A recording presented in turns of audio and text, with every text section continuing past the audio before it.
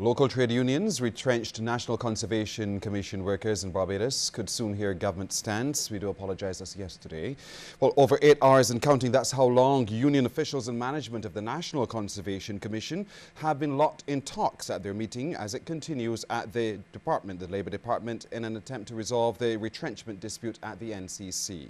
Acting Labour Minister Senator Maxine McLean is trying to broker a deal to avoid further escalation of industrial action.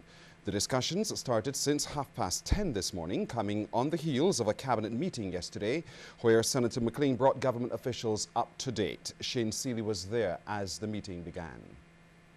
There's a sense of optimism among all parties involved here this morning at the Labour Department as officials head into the office for what could be marathon talks over the issue of retrenchments at the National Conservation Commission. The first to arrive this morning were officials from the National Union of Public Workers, the President Walter Maloney and the General Secretary Dennis Clark. Now we spoke to Mr. Maloney about his expectations going into today's meeting. I will hope that this will be the final meeting, that there will be a softening of the positions, and so we can find areas that we can resolve this issue. A fight right now is not in the interest of no parties, to be honest with you. I think if we can find common ground and we can resolve these issues, it makes sense, okay? If that doesn't happen, then we have to do what we normally would do, get back to our constituents, explain to them what took place, and then take direction from the council. We also caught up with the Acting Labour Minister, Senator Maxine McLean, and she too is hoping that through this process, they will be able to avoid the possibility of an escalation in industrial action.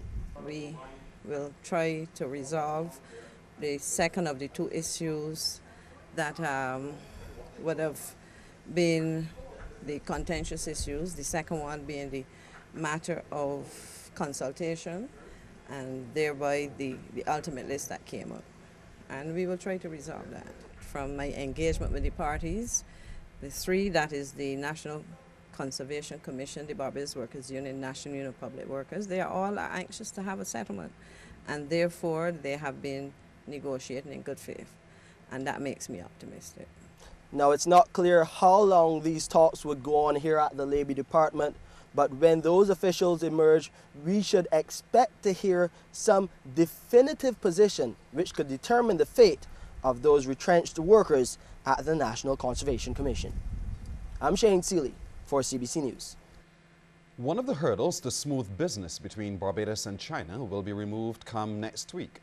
That's according to Senator Maxine McLean, the Minister of Foreign Affairs and Foreign Trade, as she revealed that mutual visa requirements will be abolished for certain categories of visitors.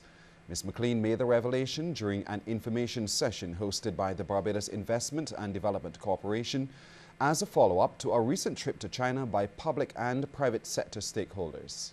On the 27th of this month, Ambassador Wanke and myself will sign the Mutual Visa Abolition Agreement between the governments of Barbados and the People's Republic of China for the holders of diplomatic and service or official passports.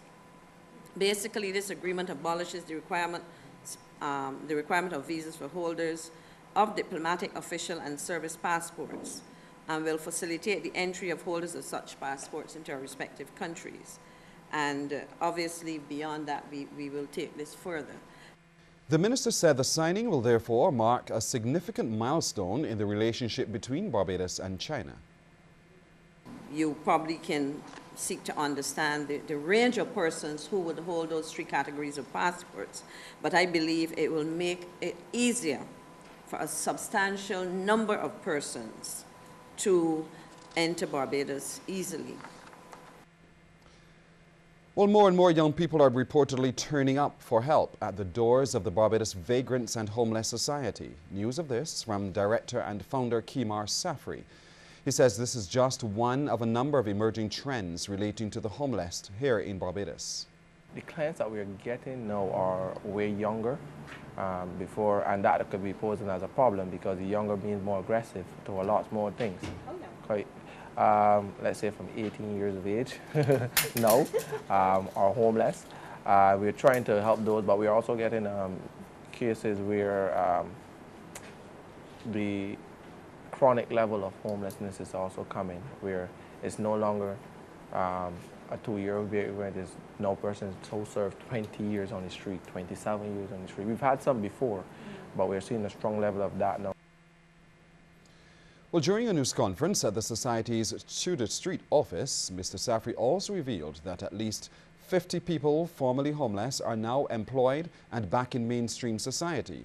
He says this is one of the successes of his At the Crossroads program, started in 2011, which has been focusing on rehabilitation and reintegration of people who were previously living on the streets. They will go through counseling, mentorship, church educational program, family reintegration program, coping skills. They will go through a number of recreational activities, but we would all into bringing them back into society, where we help them get a job. We also help them get by the ID cards, any medicals, dentals that they need. We give them the full work. So basically, what or who you will know them as before, you will never really recognize them when they come back into mainstream society. Broadband access for all Barbadians is an achievable target, and as Barbados marks World Telecommunications and Information Society Day, the Deputy Chief Telecommunications Officer, Clifford Bostic, is optimistic the island can reduce the current digital divide.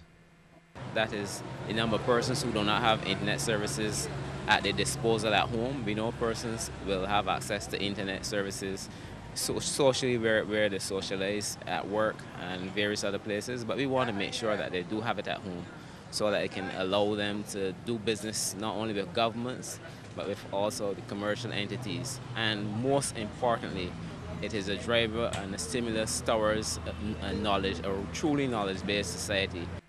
Well, over at National Hero Square, an expo was held where a number of service providers showcased their various products and services. Mr. Bostic says the telecommunications unit has been working with the data processing department and a number of internet service providers to develop an internet exchange point for Barbados. After that, the next step, a regional exchange point. Where all the traffic leaving Barbados being exchanged between Barbados and the other CARICOM countries or Caribbean countries do not necessarily have to transit North America or South America, but it remains local to the Caribbean. What that does is allow for better utilization of the bandwidth required. It reduces the overhead to all the internet service providers, and the benefits will be that our customers in Barbados and across the Caribbean would be able to get internet services at a much lower rate, a much lower cost actually, and that will help to boost the access across the geographies of the Caribbean.